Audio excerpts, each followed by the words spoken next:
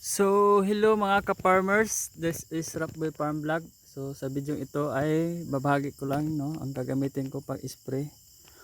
Formula 1, Biotonic at saka Optimax. So, mag-spray ako ngayon. So, ito yung gamit ko na sprayer. So, papakita ko lang sa inyo mga ka-farmers ang aking talong.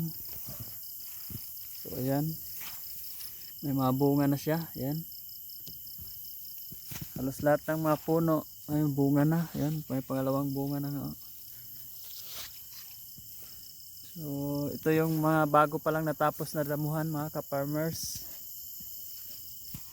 So, gaganda ng bunga mga ka-farmers. Walang mites, walang trips.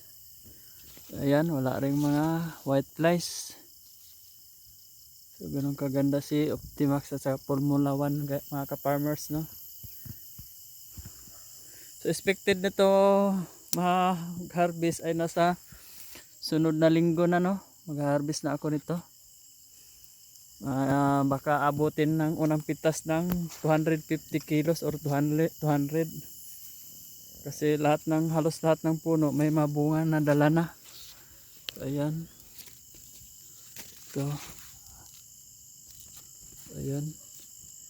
Lahat na ng mga puno, no, may mabunga na talaga. Kaya baka abutin ng mga 250 or mga 300 kung swertihin.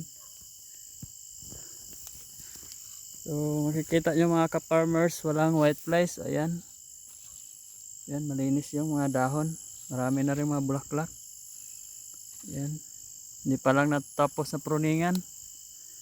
May mga bulaklak na yung mga sanga. Ayan, o. Kuha na yung mga bulaklak sa sanga. Pero tatanggalin ko to. Kasi kailangan talaga i-pruning. So, ito yung bago pa lang natapos na damuhan, no. May kunti pa doon natira. Baka bukas tapos nang madamuhan to. So, abangan nyo rin mga ka-farmers. Mag-i-spray ako ng damo dito sa daanan. Kasi baka tutubo na rin yung mga damo dito. Kasi inulan. So, yun lang mga ka-farmers. Bahagi ko lang sa inyo, no. Ang pag-i-spray ko ng insecticide. Kakaiba tong bulaklak na to ka-farmers. Dalawa yung ano niya. Ano kaya to? Baka ito yung tinatawag na swerte. So kung bago ka pa lang sa aking YouTube channel, pa-subscribe naman, Rockboy Farm Vlog.